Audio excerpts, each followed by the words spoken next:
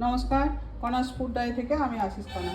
আজকে আমি করে দেখাবো চিংড়ি মাছ দিয়ে মোচা তরকারি বা ঘন্ট, যাই বলতে পারি। তো আজকে আমি খুব সহজে কীভাবে কয়েকটা চিংড়ি মাছ দিয়ে মোচার তরকারি করা যায় সেটা আপনাদের দেখাচ্ছি। তো মোচা চিংড়ি করার জন্যে মোচা তো অবশ্যই লাগবে। এখানে আমার একটা বড় সাইজের মোচা ছাড়িয়ে কেটে আমি নুন জল দিয়ে সেদ্ধ করে রেখে দিয়েছি। ওটা আপনাদের আর দেখালাম না, সবাই জানেন। আর আমাকে একটা মশলা তৈরি করতে হবে।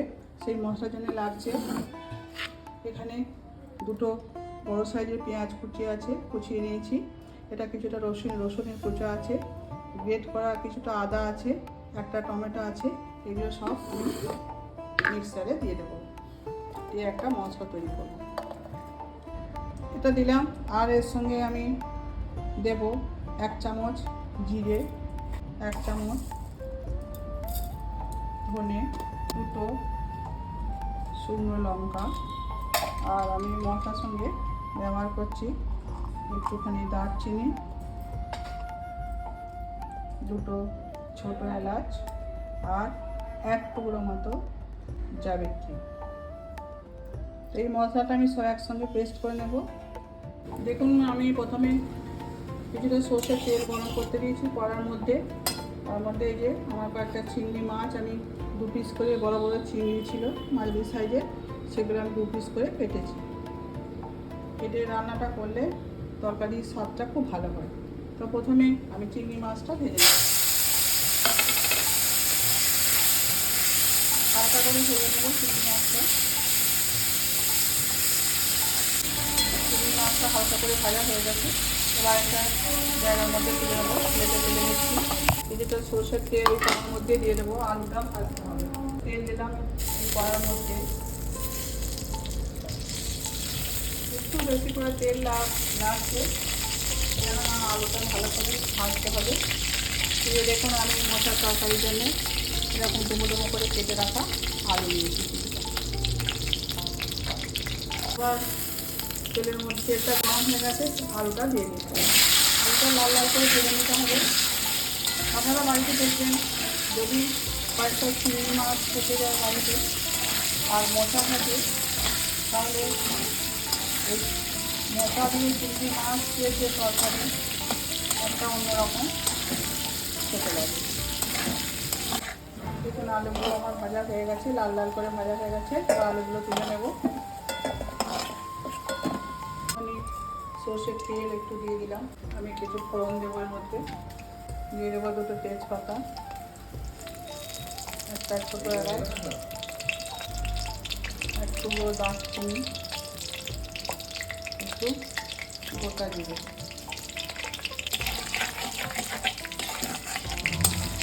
তেলটা গরম হয়ে গেছে না, আর আমি যে মশলাটা পেস্ট করে রেখেছিলাম সেটা একবার এই মশলার মধ্যে দিয়ে দেবো, তেলের মধ্যে।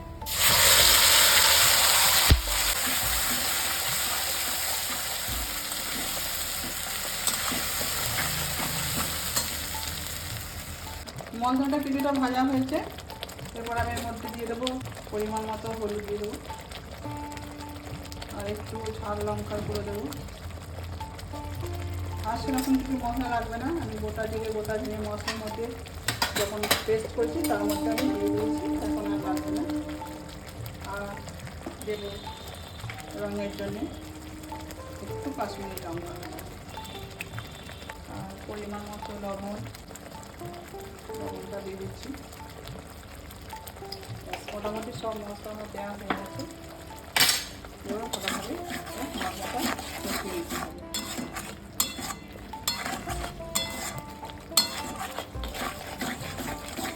দেখুন, মশলার সঙ্গে তেল ছেড়ে দিয়েছে, আমার মশলাটা ভালোভাবে কষা হয়ে গেছে। এরপর আমি এই যে মোচাটা দিয়ে দেবো। প্রথমে মোচাটা ভেজে নিতে হবে, আলুটা তো ভাজা আছে, সেদ্ধ করে রাখা মোচাটা ভালোভাবে মশলার সঙ্গে কষিয়ে দিতে হবে।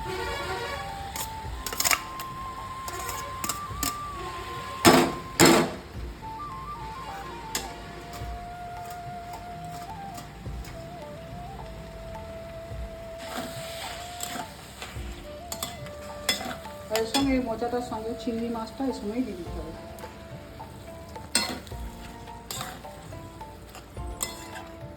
এবার এটা আস্তে আস্তে কষাতে হবে। দেখুন মোচাটা অনেকটা কমে গেছে। এরপর আগে এতে আলু ভেজে রাখা যে আলুগুলো লাল লাল করে ভেজে রেখেছি ওর সঙ্গে দিয়ে দেবো, এতে দিয়ে দেবো। মাছ হয়ে গেছে মোটামুটি আমার কষানো চিংড়ি মাছ দিয়ে মোচার তরকারি। আর এতে একটু সামান্য যেহেতু মোচা একটু চিনি দেবো, দিয়ে চাপা দিয়ে দেবো, আস্তে আস্তে এটা ভাজা হবে। চিনি দেবো একটু। এবার আমি এটা আস্তে আস্তে একটু ভাজতে থাকবো, তারপর জল দেবো। এগুলো আমি চাপাটা খুললাম, একদম সুন্দর সুন্দর কষানো হয়ে গেছে তরকারিটা আলু দিয়ে। প্রায় বেশিরভাগটাই সেদ্ধ হয়ে গেছে, আর খুব বেশি জল লাগবে না। তবে আমি হালকা করে, আলুটা একটু শক্ত আছে তার জন্য অল্প হালকা আমি একটু জল দিয়ে চাপা দিয়ে দেবো।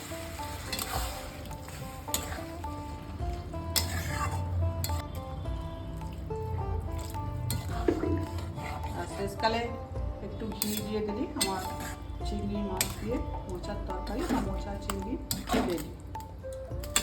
চাপা দিয়ে দেবো। দেখুন এবার আমি চাপাটা খুলছি, একদম রেডি হয়ে গেছে মোচা চিংড়ি বা মোচা চিংড়ি মাছ দিয়ে মোচার তরকারি। একদম রেডি হয়ে গেছে, সুন্দর সুন্দর হয়ে গেছে। সব আলু সেদ্ধ হয়ে গেছে, মোচাও সেদ্ধ হয়ে গেছে, চিংড়ি মাছও সেদ্ধ হয়ে গেছে। এরপর যা আমি সবের শেষে মোচাতে ঘি দিতেই হবে, নাহলে ভালো হবে না। তো আমি এবার একটু ঘি দিলাম, ঘি দেবো।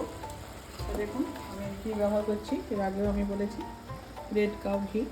এই ঘিটা একদম দেশি বাড়ির গাওয়া ঘিয়ের মতো থেকে, যদি আপনারা খেতে চান বা কিনতে চান কিনে নিতে পারেন, আমার খুবই ভালো লাগে। এবার বড় করে 1 চামচ তৈরি হয়ে গেছে মোচা চিংড়ি বা চিংড়ি মাছ দিয়ে মোচা। দেখুন আমার রেডি হয়ে গেছে, গ্যাসের ফ্লেম বন্ধ করে দিচ্ছি। এবার আমি তুলে দিচ্ছি।